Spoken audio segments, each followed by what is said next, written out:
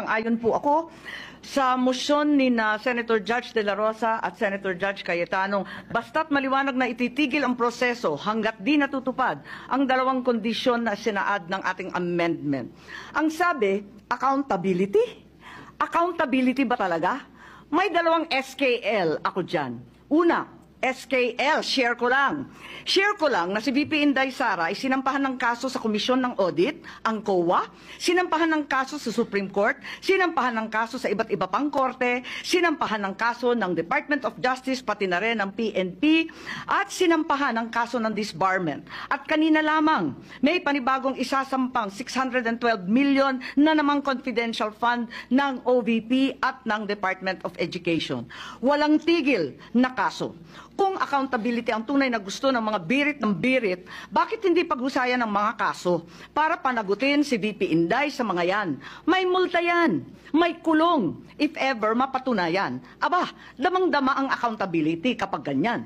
Itong impeachment na inipit, inupuan, nilimliman, minadali, ibinalibag sa Senado sa dulo ng sesyon. Ito ay ang pinakamaliit na iskinita ng accountability na yan.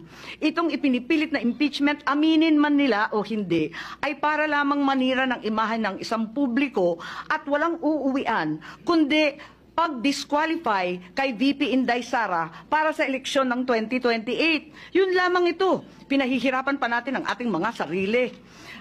Alam naman nating lahat, tayo at ang sambayanan. Hindi accountability ito. Tungkol ito sa pagpigil kay VP Inday Sara para sa 2028. Huwag na tayo mag-production number. Yan ang gustong puntiryahin. Kaya ang pangalawa kong SKL, ikalawa SKL, saan ka lulugar? Kapag umuo ka sa pagpatuloy ng impeachment, magpadala ka sa mga ambisyoso ng 2028. Kapag pinadismiss o pinaremand mo naman, sasabihan kang pinoprotektahan mo si Inday. SKL, saan ka lulugar? Ako sa tama. Magpakatotoo tayo, mga kapatid na hukom at senador.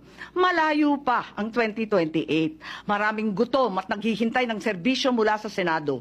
Hindi tanga ang Pilipino. Alam natin ang motibo at tunay na pakay ng mga lulong sa ambisyon at kapangyarihan. Maraming salamat po. Mr. President, having previously served 2 terms in the Senate and participated in an impeachment proceeding in the past, I can confidently say that I am no longer inexperienced when it comes to handling matters related to the impeachment process. Mr. President, Mr. Presiding Officer, personally, malalim po ang hugot ko sa issue ng impeachment dahil minsan ang pinagdaanan namin ito ng aming pamilya.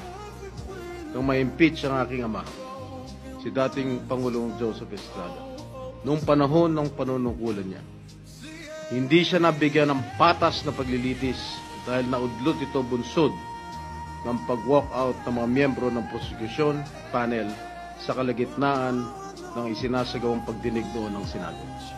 And the rest, as they say, is history. That's why I feel strongly about following each step in the Constitution. It is a sensitive matter that I take to heart.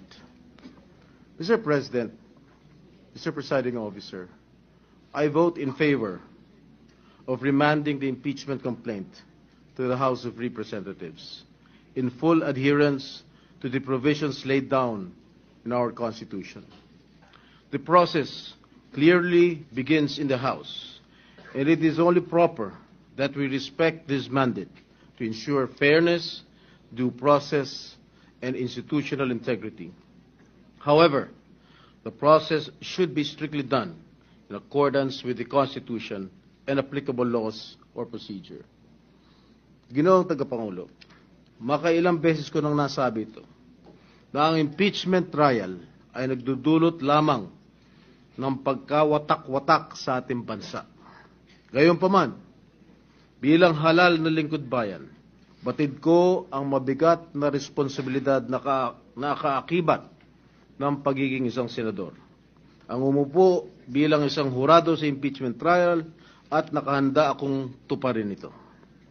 Sa mandatong sinumpaan ko, tungkulin ko na siguruhin na marerespeto ang tamang proseso.